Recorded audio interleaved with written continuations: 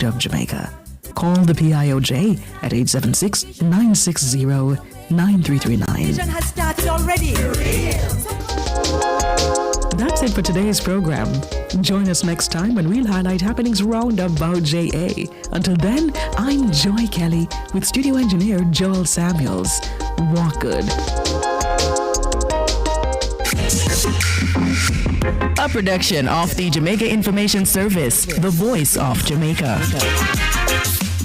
Nationwide 90 FM, continuing the tradition of fair, fearless, and factual reporting. Join the National Cleanup and Volunteer Drive. Let's restore our communities one street, one home, one heart at a time. Sign up at supportjamaica.gov.jm. The time by the Office of the Prime Minister is 3 minutes after 9. You're inside the Consumer Hour with Nora Gay Banton.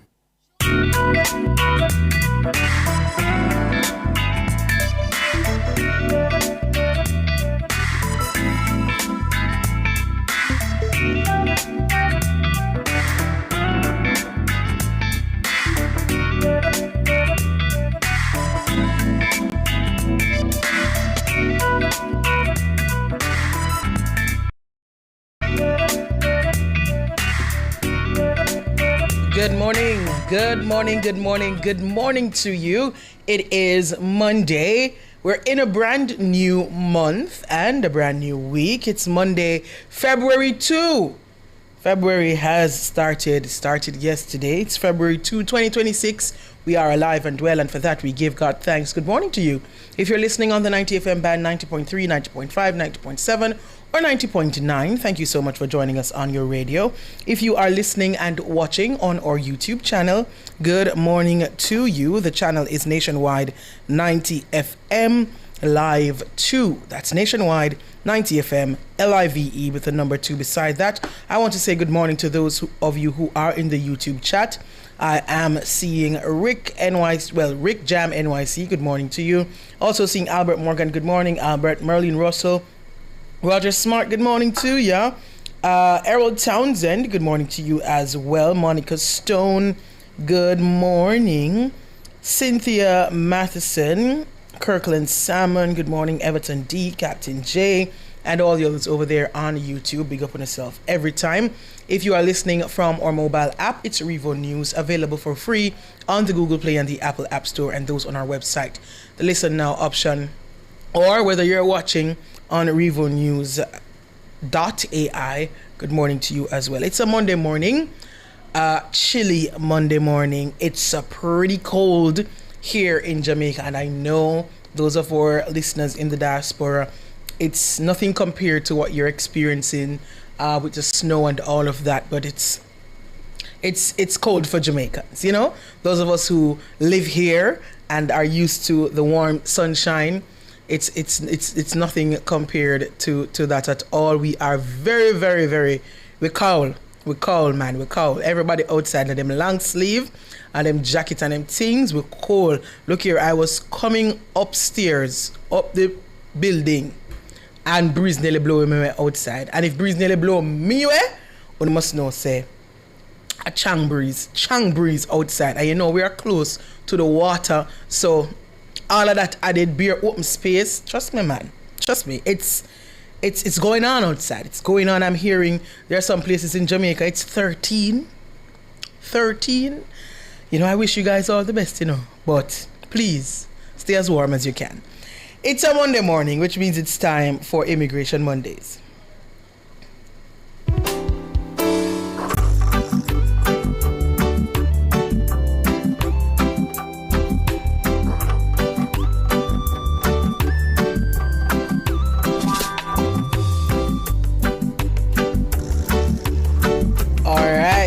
Inside Immigration Mondays, we are joined, as usual, by U.S. Immigration Attorney Opal Lee and Canadian Immigration Consultant Nadine Mahabir.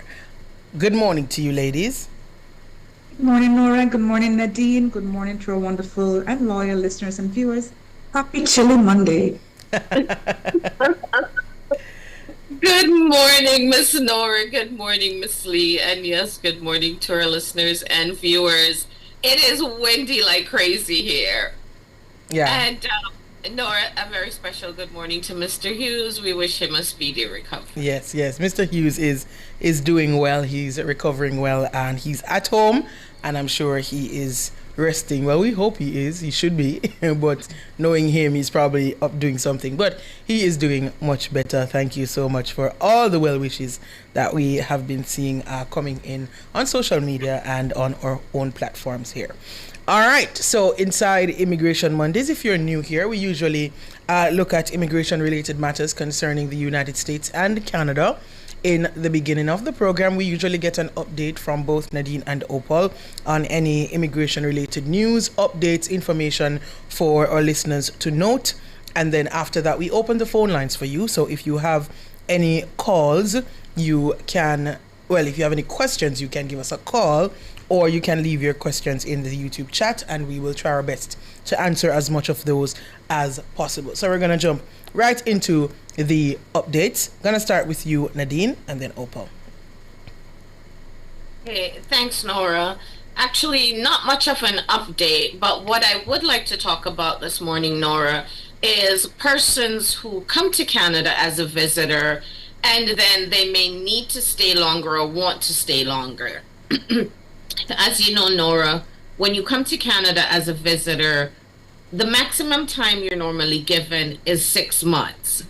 Unless, of course, the immigration officer puts another date in your passport. Right. So when you land, most of the persons would go, well, you now go through an automated machine, actually. So that's the first set of information you're entering. Then you may go to an immigration officer after you use the automated machine. If they put a physical stamp in your passport, please make note of the date that is written below the stamp. If there's no date written below the stamp, it is implied that you have 6 months in the country, not that you're going to spend the 6 months. But let's say there's circumstances, you get ill, or maybe you're an elderly person who is visiting your children or your grandchildren, and you need to stay longer to assist them. Maybe, you know, they have a new baby or somebody's ill. If that is the case and you need to stay longer, please apply for a formal extension of your stay as a visitor. And again, you'd be submitting a formal application online. You pay the fee, which is only 100 Canadian for an extension of your stay, and you have what is called implied status until you hear from Immigration Canada. So if your status is expiring, let's say March 1st, Nora, you have up until February 28th to submit your extension of stay online. You'll get a confirmation letter, and that letter you can show, you know, if anybody stops you and asks you about your status, you can show that to them that, yes, I have submitted a formal request for an extension of my stay. Real quickly, for persons who qualify for the super visa, you can stay up to 5 years in the country. And we can elaborate on that next week. Thank you, Nora. Right. No problem. Thank you so much, Nadine. And then we're going to go right over to the U.S. Opal, what's happening? Thanks, Nora. So following up, which not much of an update, but people are still asking if the freeze or the pause that's in place, if it has to do with people who are in the U.S. And as we said before, no, it does not. However, one thing to keep in mind is that DHS, they keep trying to move the goalposts, especially when it comes down to the public charge. So even though you are in the United States and, you know, your family member has filed for you, please be very careful, be very mindful if anyone in your household has used any public benefits, right? Any SNAP or any food stamps or anything like that. They're going to be looking at your asset to debt ratio. So that you will see on the affidavit of support, the I-864, where they're asking you if, you know, what's your household income, your total, everybody in the household, and what's the debts, like, you know, any credit card bills, car payments, all of that stuff. So be very, very mindful, because they will use that. And I know DHS have been inching to use more discretionary methods to even deny those adjustment applications on a, on a discretionary method. So please, please, please, please be very careful of that. And that's the update. All right. Thank you so much, Opal. And for those of you who still have questions about the freeze, you can definitely give us a call. There are a lot of persons that this is affecting, and some may still have questions. Some persons may just be hearing about it and have questions. So if you do, you can give us a call. The numbers to call 876-630-9371. There's also 630-9372, 630-9373, 630-9374, and 618-6730. If you don't want to call and talk on air and you just want to speak directly to Opal or Nadine, you can give them a call at their numbers. Opal, you can go ahead with your contact information, and then Nadine. Thank you, Nora. For Opal Lee, the phone number in Jamaica is 876-854-3599. That's 876-854-3599. In the United States, it's 954-358-2020. That's 954-358-2020. Or you may find us on Instagram, TikTok, Facebook at Flojam Legal. That's FLOJAMLEGAL. Over to you, Nadine. For Nadine Mehabir, our contact number in Jamaica, it is 876-754-4391. That's 876-754-4391. In Canada, it is 1-416-249-5885. That's 1-416-249-5885. Our email address is info@cdnintl.com. Thanks, Nora. No problem. All right, we are going to take a break now. When we come back, the phone lines will be open, and we will also take your calls when your questions also from the YouTube chat.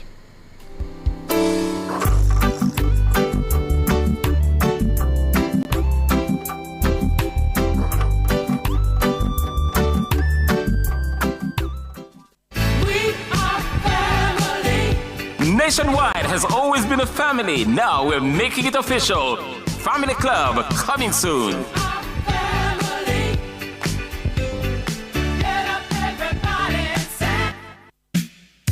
Turn up the heat with Hot Listing, Nationwide 90 FM's new on-air and online classifieds feature. If you have a car for sale, room for rent, or yard sale come up. If you look at work or need stuff. If you provide a service, make it a Hot Listing, Nationwide 90 FM's new on-air and online classified segment. Your listing plays again and again.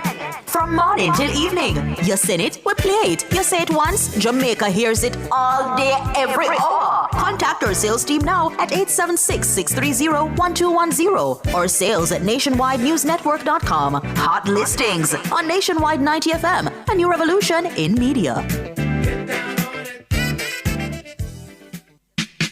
Exclusive content, behind the scenes moments, and priority updates coming soon to Nationwide 90 FM.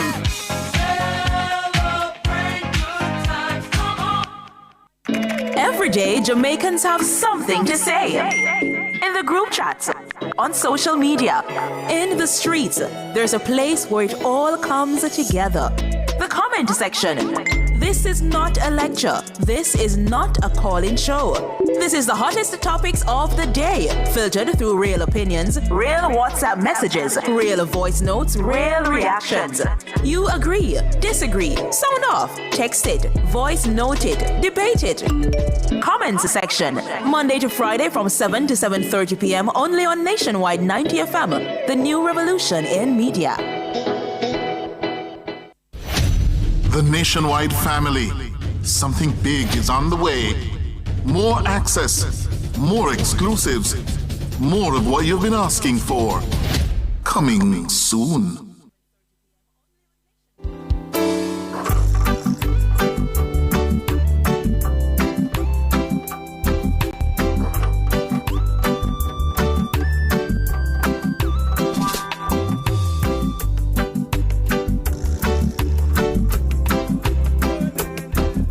Good morning, good morning. You're back here inside the Consumer Hour on Nationwide 90 FM.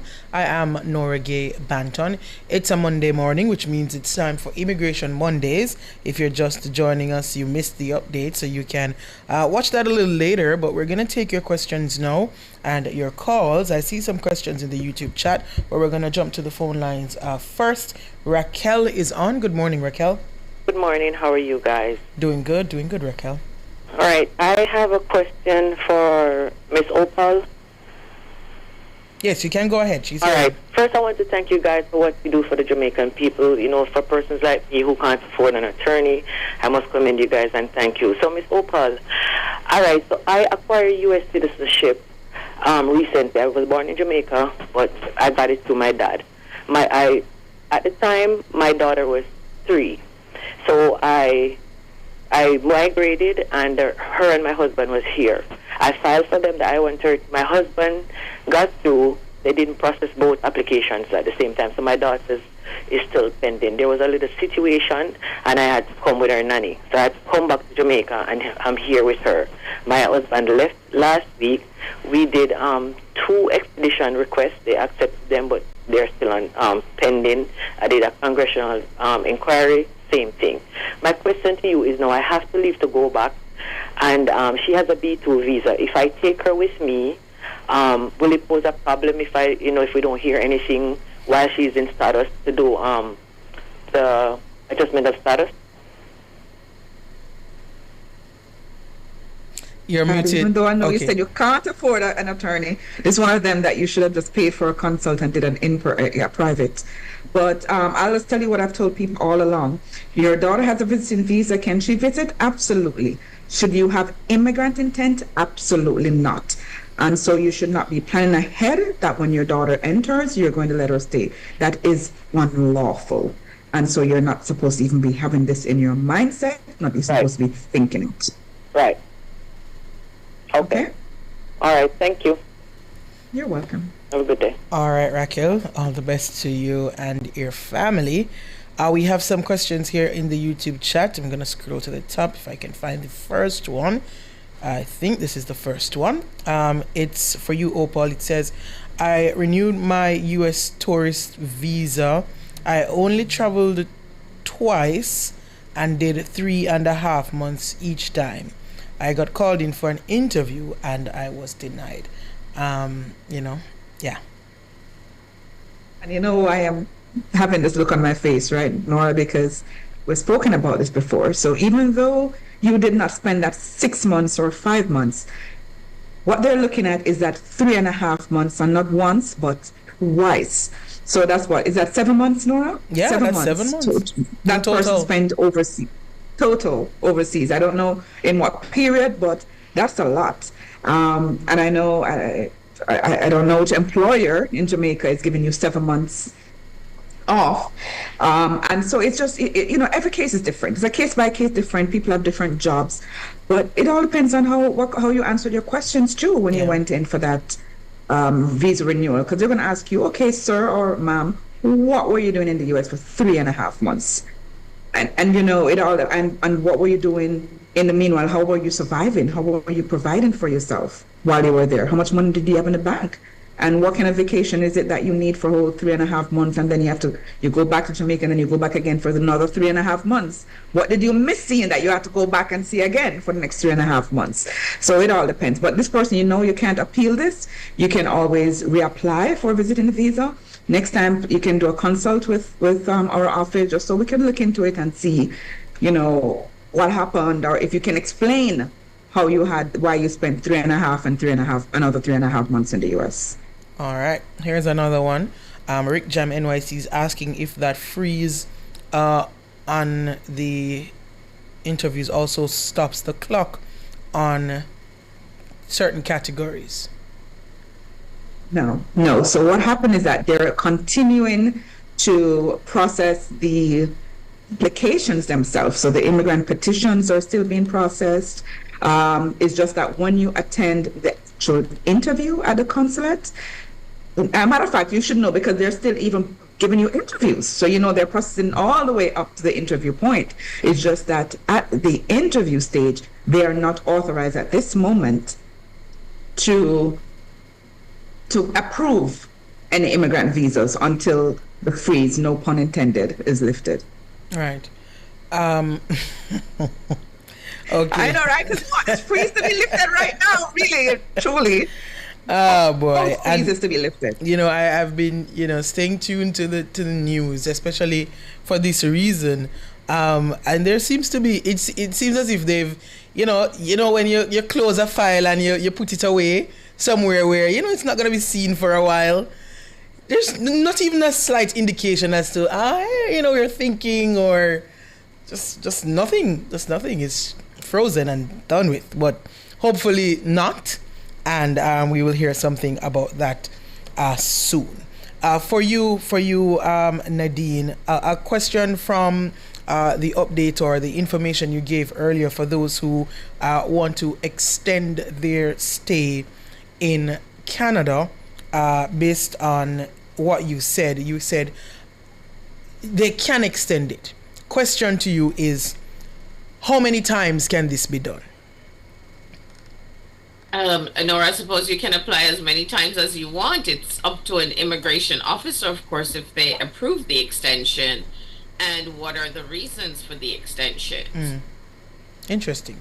I know I've done a few extensions for some clients, especially if they have a spouse in Canada and that spouse plans to sponsor them or they're in the process of sponsoring them. So it does depend on the person's situation. And this is where a consultation comes into play, because at least you have a consultation done, you know what your options are, and then you can decide how to proceed. So, because we can never say to a client, yes, your application is going to be approved.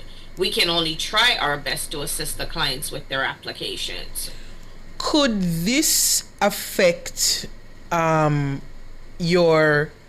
a future application for a visitor's visa after this one expires? Most definitely. So that's why I say it depends on the person's situation. Is it a spouse you have in Canada? Is it a parent you have, or children? And what are your reasons for extending your stay? Because if it is something that might work against the client later on, then of course it's not something that I would recommend doing. Right. Can you visit not the US, visit Canada, and not love, but some other reason or some other opportunity comes up, and you, probably a family member or so forth, you get an opportunity to stay, adjust your status, essentially. Can you do that? Just stay and adjust and stay forever? Okay, so you said not for love. Not right? yet. So any other reason? Nora, it depends on which country you're from. If you're from Jamaica, normally you can't change your status to a student unless the course is less than 6 months. If you do get a job offer and the employer has an approved labor market application, you would need to apply for that work permit outside of Canada. So technically speaking, yes, you would need to go back home to apply for your work permit. So yes, you can adjust your status or change your status from a visitor to a worker or student, but it depends on the situation. It really does depend. And yes, you can extend, and then if you qualify for residency, yes, you can apply for permanent residency. And it can only be through those two channels, student or work. No? Well, if you had a spouse who is there, or if you have a spouse in Canada who is applying to sponsor you, because for permanent residency, it's either you're sponsoring yourself or you're being sponsored by a spouse, depending on your age, of course, or if you have a parent who can sponsor you and you're 22 years of age or under, or you get a student permit or a work permit and then transition to permanent residency. Noted. All right. So there are a variety of factors involved when somebody comes to Canada and then they want to look at permanent residencies. What category are we looking at? What province are you living in? Who are your family members? So I'm going to say everybody's situation is, yes, there may be similar cases, but everybody's situation is a little bit different. And that's why, again, it's important to make sure you have proper advice when you're doing an application. All right. I see a comment here. I'm not sure. It says Opal, but it seems to be referring to something you were mentioning, but I'll just read it just the same. It says, I read somewhere that although it says indefinite, they have to provide an update in... Oh, yes, it's Opal. I read somewhere that it says, though it says indefinite, they have to provide an update in 6 months, then another 6 months. If so, they can keep extending. I don't know where this person read that. Opal? I know, and take time with her because she's one of my favorites here in the YouTube chat. But no, I don't think so. But what I think is happening is that there are going to be challenges because even though it's indefinite, you can't just have it indefinite. You know, remember, we're talking about people's rights here, people trying to join their family. And so, and I think that's why maybe it's a little bit of thin line because there's going to be checks on this. And so it just, even though it's indefinite, you can't just take away somebody's rights for forever. Right. So there are going to be challenges. And a part of me feels like you know, some update may be coming soon because of the fact that they are still processing applications right up to the interview point.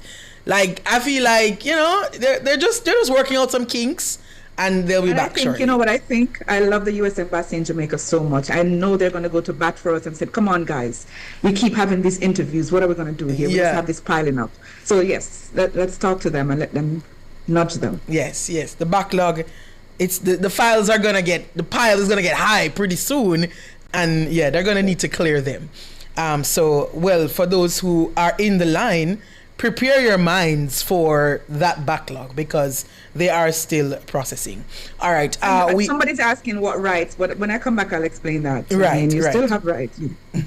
All right. No problem. We're going to take a break. When we come back, we'll have more Immigration Mondays for you.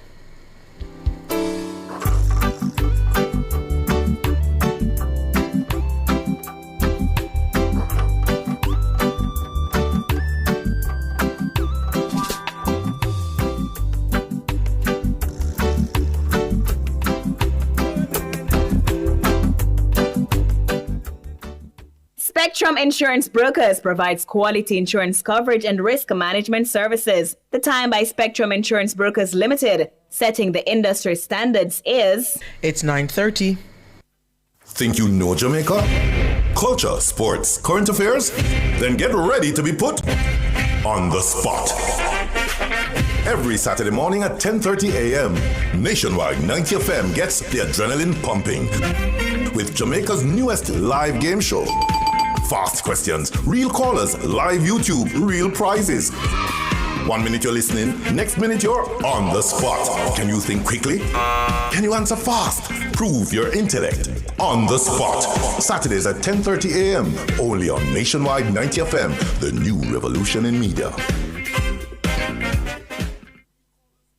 More parts, more brands, same Berts you trust. From Audi to BMW, Mercedes-Benz, and Volkswagen, we bring premium German service and suspension parts straight from Europe to Yard. No waiting on imports, no delays, just quality parts available when you want them. Visit any of our locations, Camp Road, Malines Road, or Hagley Park today. More parts, more brands, same Berts. It hurts if you don't check Berts. Every day brings its own pressure.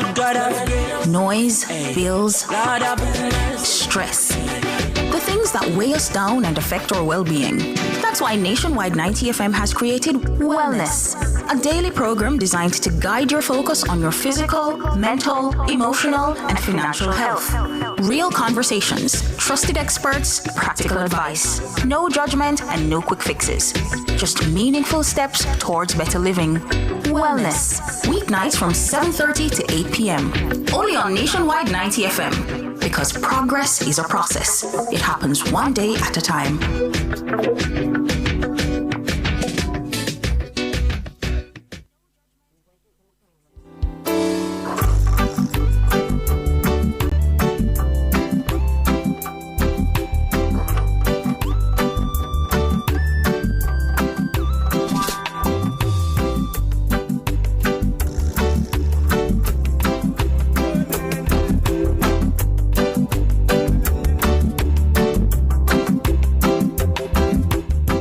Good morning. You're back here inside the Consumer Hour on Nationwide 90 FM. I am Nora Gay Banton. It's Immigration Mondays, and we're joined by U.S. Immigration Attorney Opal Lee and the Canadian Immigration Consultant Nadine Mahabir. And just before the break, we were talking about that freeze on immigrant visa applications, and Opal was making the point that you can't just go on forever because of people's rights. And Patrick in the YouTube chat is asking, what rights? What rights? So Opal, you can go ahead. Right, because what they need to understand is that we still have to operate by laws, right? And right now, it is not unlawful. There's a law in place. Remember, Congress is the one who make the laws. You'd have to go back. Congress would have to remove this law. So they could temporarily do this. I know it's kind of cliche because they're using the word indefinite. And remember, not everybody is really, most people are subject to the public rule. However, not everybody is going to be entering the United States, Nora, and going and taking public benefits. There are quite people who are quite wealthy, or they have the means, I should say, financial means. And so you can't just arbitrarily just block everyone without actually going down to the root of the matter. If Congress said, okay, they no longer want to allow immigrant visa, they'd have to dig deep and actually change the law. So that's what I mean when I say you still have rights. You can't just remove this law, because the president cannot make law. They don't. The president cannot make law. Right? And so that's why I'm saying that you can't just do this and just think it's just going to happen forever. No, it can't. That can't happen. All right. Thank you so much for that explanation, Opal. Someone here online is asking Nadine if her daughter is living in Canada. She's in Jamaica. She is asking if her daughter can send an invitation letter for her. She, however, does not have her visa as yet. What's the process for her? Good morning. Yes, your daughter can send you an invitation letter. Assuming your daughter is a permanent resident or a Canadian citizen. So in addition to the invitation letter, I would also recommend that she sends you her job letter and a copy of her Canadian status documents. Now, Nora, the parent in Jamaica would need to, of course, show their ties to Jamaica, right. Job letter, bank statements, property documents, and so on. If they are retired, a letter from a JP stating what their employment was and if they are getting a pension right now. If you have adult children in Jamaica, I also recommend getting the adult children's job letters to support the parents' application, depending on how much ties they have to Jamaica. And one last thing, Nora, if the child in Canada is paying for the ticket and expenses, then of course, the job letter should state their salary, and then they can provide their bank statements as well. All right. Thank you so much for that, Nadine. Here's another question from our friends online. This one says, my friend's husband filed for her. It was approved on the 27th, and within 5 days, she got 5 emails to pay and submit documents. Why so fast if they are not issuing visas? I think that's the question. Okay, I was about to say, you're complaining about it being fast. Be very happy. Right. So I know, and the thing is that even here in the U.S., I've seen where a lot of our applications are being processed much quickly. So there are positives to a lot of things, right? But I don't know. At the end of the day, I don't know the method to the madness at the end where. And maybe that's what it is, Nora. Maybe the pause is going to be lifted soon. Mm-hmm. That's what I think. That's what I think. Maybe that's why they're pressing it so fast. I don't know. Yeah, we can only be hopeful, I guess. Yeah. Here's another one. Well, this one is really a comment saying, my son is going to college, has a good amount of money in the bank, has a car and a house that his dad left to him when he died. He has all of that, and he was still denied a non-immigrant visa. And so that is it now. You don't really have a right to a non-immigrant visa, right? It's a discretionary. And so it's a case-by-case basis where, there are things that maybe we don't know. And the U.S. Embassy know, and the consulate, when they're making that decision, because they look at a totality of the situation, not just because you may have the funds in the bank account or be going to college. That doesn't mean that you're entitled to a non-immigrant visa. Right. Yeah, so many stories about the U.S. Embassy and the visa application, and many people think they have the trick and this is what you have to do. And when you're going, you hear people talk about it all the time. Make sure you're looking at them eye when you answer the question and you will get it. And trust me, guys, Nora, there's no science. On that point, I would never tell anyone don't try to apply for a visiting visa, because certain times when you think, oh no, I don't think this person is going to get a visiting visa, guess what? They're the ones who get that visiting visa. So hey, that's true. Go and apply for yourself and see. Of course, that's what they want, but yeah, that's for another day. Monica, I know you're not gonna get back a refund if it's denied. So right? no. There's no refund, and if you're denied, there's nobody's gonna come to you and say, "Hi, this is what you have to do next time."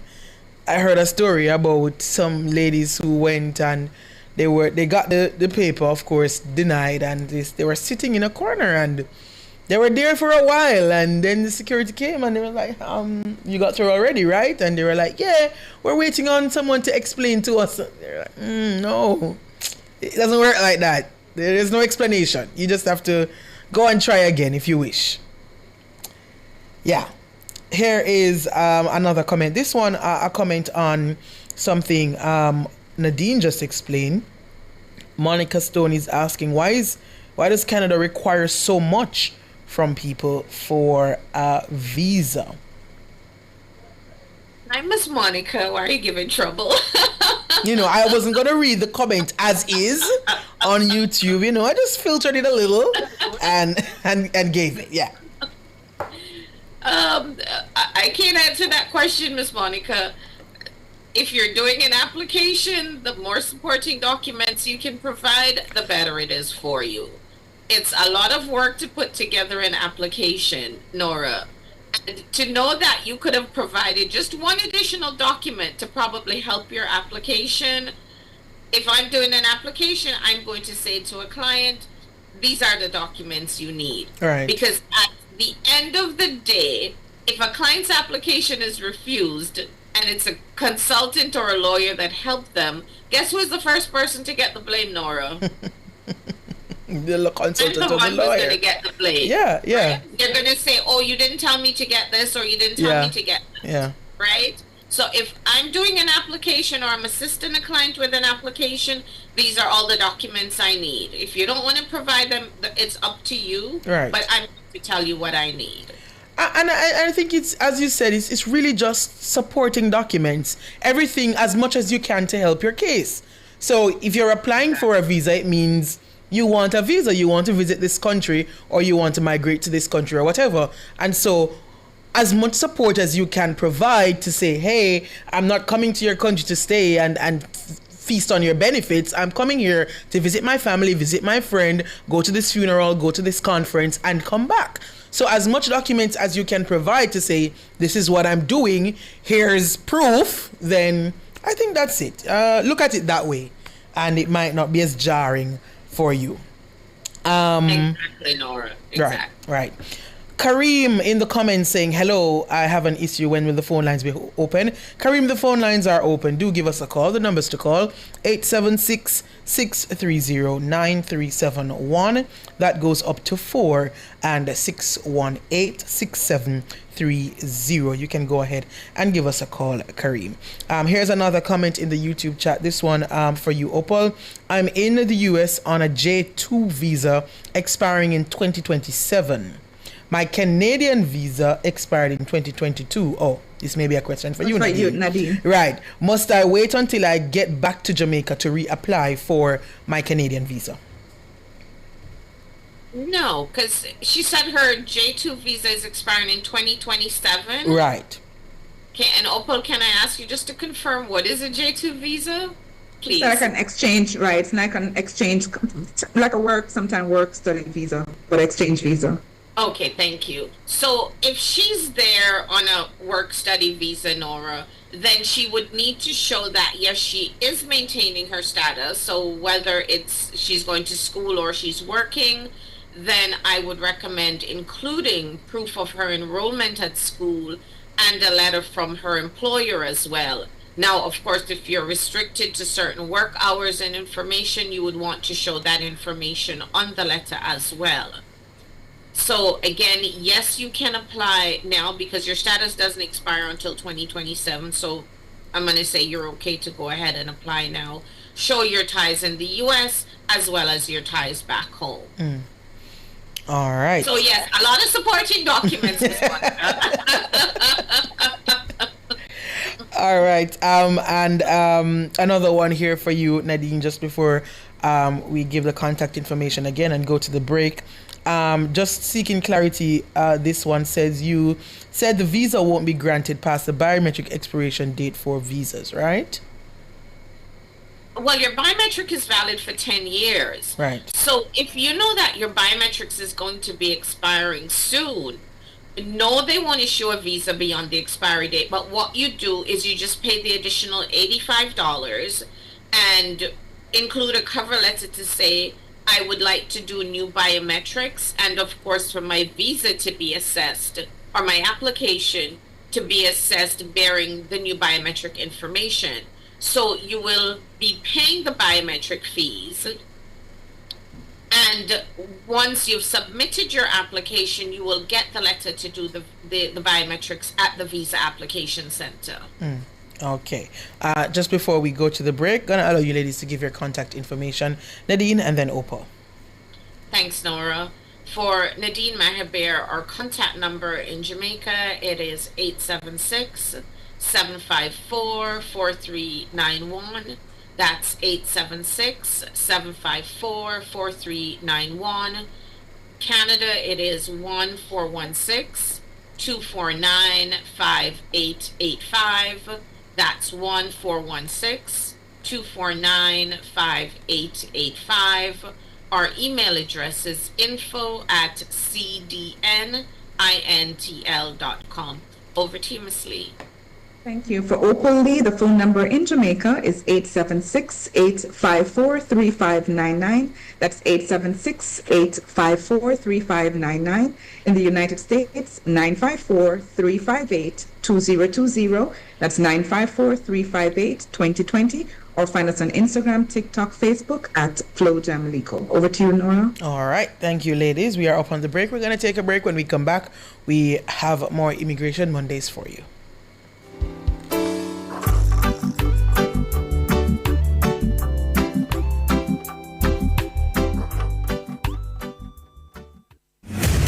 The news cycle doesn't end on Friday. It needs perspective. That's why every Sunday at midday, Nationwide 90 FM presents The Week That Was. A clear, informed review of the top stories that shaped the past week, what really mattered and what lies ahead. No noise, no theatrics, just analysis, context, and clarity. The Week That Was. Sundays at 12 noon with a repeat at 6 p.m. Understand the news before the week begins. Only on Nationwide 90 FM, a new revolution in media.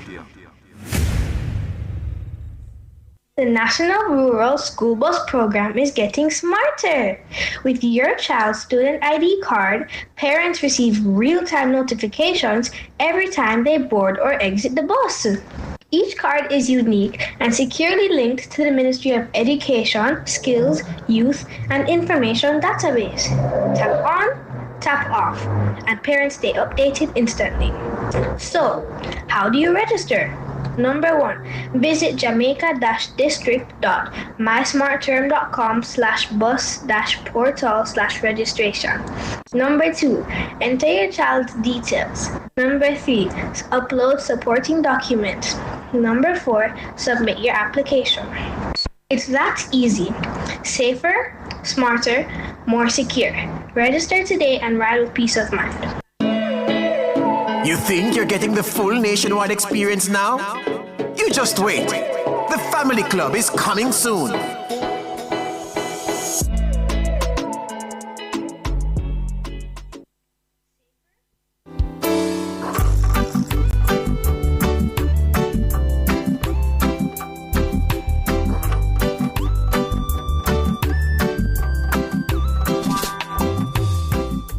Good morning, good morning. You're back here inside the Consumer Hour on Nationwide 90 FM. I am Nora Gay Banton. We are joined by U.S. Immigration Attorney Opal Lee and Canadian Immigration Consultant Nadine Mahaber. And we are taking your calls. If you have any immigration-related matters, you can give us a call. The numbers to call 876-630-9371. And that goes up to 4 and 618-6730. We're also taking your questions from the YouTube chat. We're live on YouTube. It's Nationwide 90 FM Live too. So if you have a question you're unable to call, you can still leave your question in the YouTube chat and we'll try our best to answer all those questions. Let's go back to the YouTube chat. This question wasn't specific to any country, but I'll just ask both of you to respond. It says, when you're renewing your visa, do you have to do the same thing over again as if you're applying for the first time? For the U.S., yes. We don't really use renewal. I mean, I know people use that, but the consular officer is looking at your current situation. Don't believe that because you had a visa 10 years ago that you're going to get one today. So you have to apply like you're renewing for the first time, technically, because they're going to look at your situation currently. And it's the same thing for Canada, Nora. There's really no renewal process. It's a new application. So again, you're completing your application forms and providing all of those supporting documents. All right. Supporting documents again. All right. This one is for you, Opal. This person is asking if it is true that if you attend your interview for your immigrant visa and the ban is not lifted within a year, then everything will expire.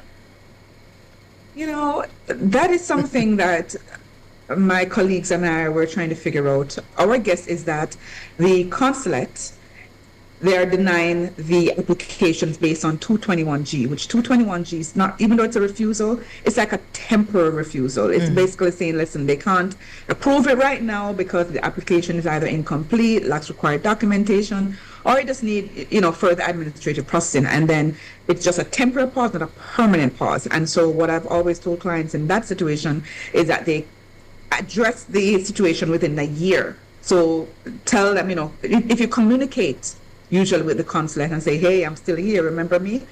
Then you have not ignored your application for a year, and no, it should remain open. So that's what I think will happen. So just don't ignore it. Just email them, at KingstonIV@state.gov, whatever it is. If you think you have done everything on your part, just do not let a year pass without nudging them. Okay. All right. We have a caller on the line. Jen, good morning. Yes, good morning. How are you doing? Doing good. How are you? I'm good, Good. All but good. Not like over here, Opal and... Exactly. Yes. Yes. So, here's a question I want to ask Opal this morning. So, Opal, Nadine. Okay, Canada. Nadine is the one for... Canada. So it would be Opal then. It's the concern here. Here's the thing I want to ask. So I am being filed for, and we hear the system came back that everything is indefinitely on hold. And so I am going on between two opinions whether I am to apply for a visa, not knowing when the indefinity of this holding with filing for the family. Right, Opal? Right. Yeah. May I ask you, who's filing for you? Just answer that quick question. Your son. Okay, continue. So, but the thing is, up to this, but last 2 days in my email where they said they receive everything, and I'll be just waiting to hear for interview. So I'm saying, like, why am I hearing from them at this time? And they said it's on hold indefinitely. So I thought from the 21st we wouldn't have heard anything from them. Why I've been update on the process of how far it is. I'm not asking the question, does it make sense to apply for a visa at this time? Right. Earlier I was saying, good morning again, but earlier I was saying that I would never tell anyone not to apply. I've seen people on filing apply for a visa and they get a non-immigrant visa and they still get it. So if you have that extra money, that just don't. The only thing I get nervous about when people do that is the misrepresentation that people tend, or maybe they didn't mean to, but there's some misrepresentation when they're applying for their non-immigrant visa.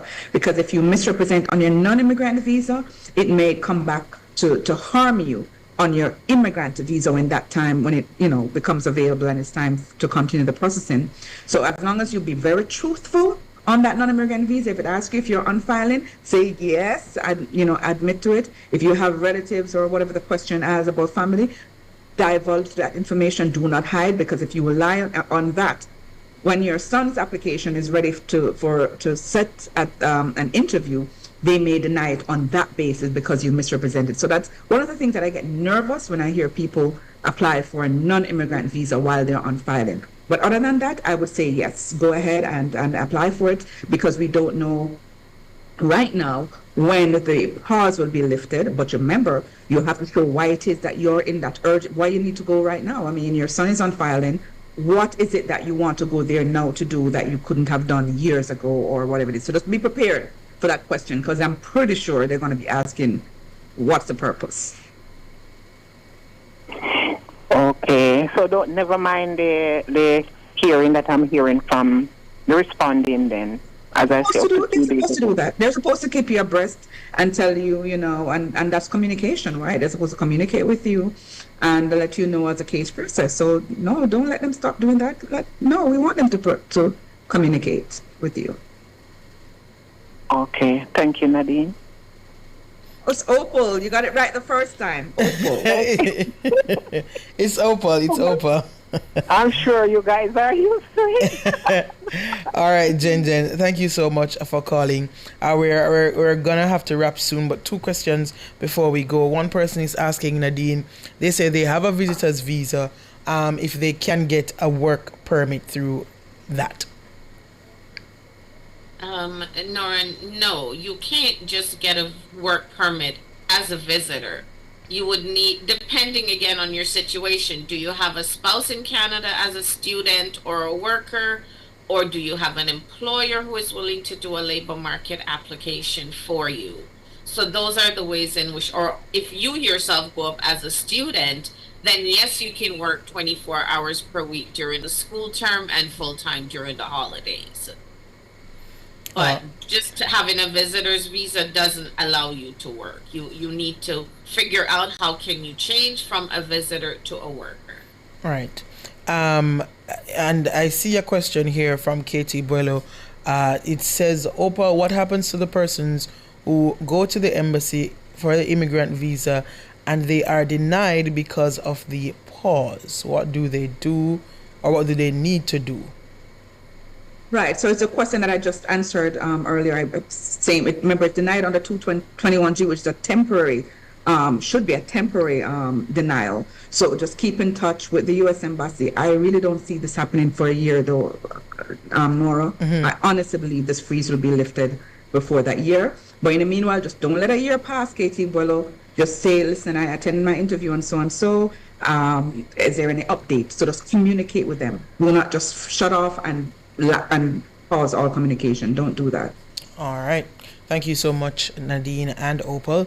We're going to wrap things up now. Going to allow you to give your contact information once more before we go. Opal and then Nadine.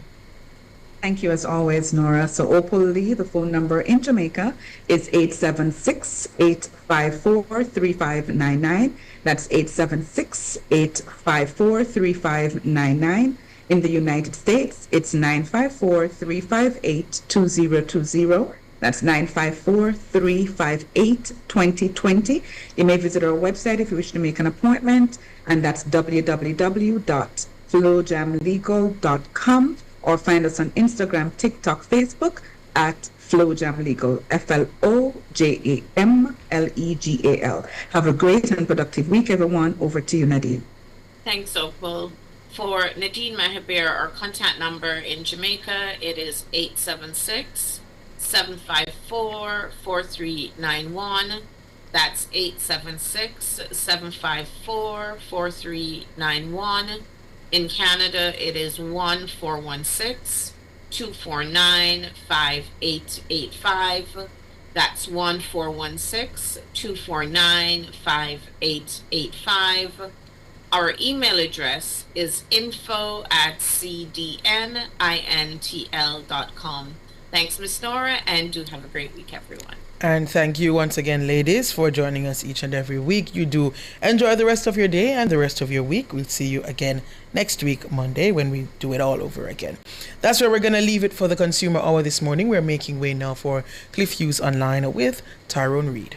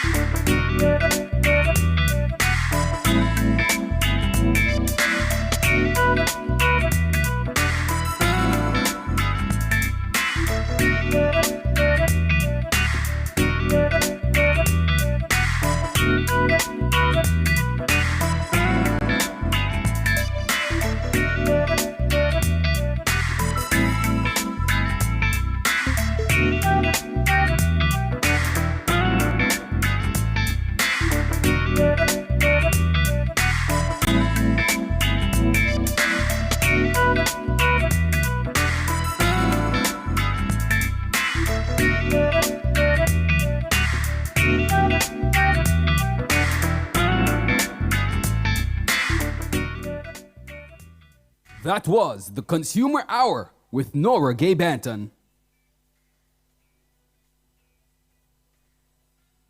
Every day, Jamaicans have something to say. In the group chats, on social media, in the streets, there's a place where it all comes together. The comment section. This is not a lecture. This is not a call-in show. This is the hottest topics of the day, filtered through real opinions, real WhatsApp messages, real voice notes, real reactions. You agree, disagree, sound off, text it, voice note it, debate it. Comments section, Monday to Friday from 7 to 7:30 p.m. only on Nationwide 90 FM, the new revolution in media.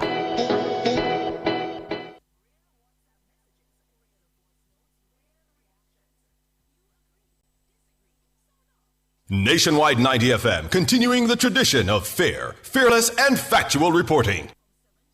You're listening to Nationwide 90 FM. The time is 10 o'clock. Do you have a consumer-related issue? Want to learn more about matters concerning you as a consumer?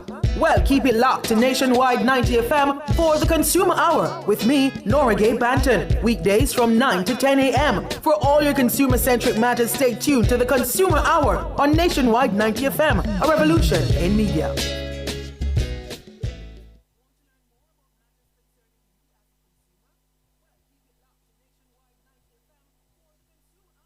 Dear listeners, trying to reach us? Contact us at 876-618-6731 for updates, assistance, or general queries. We appreciate your patience and look forward to connecting with you.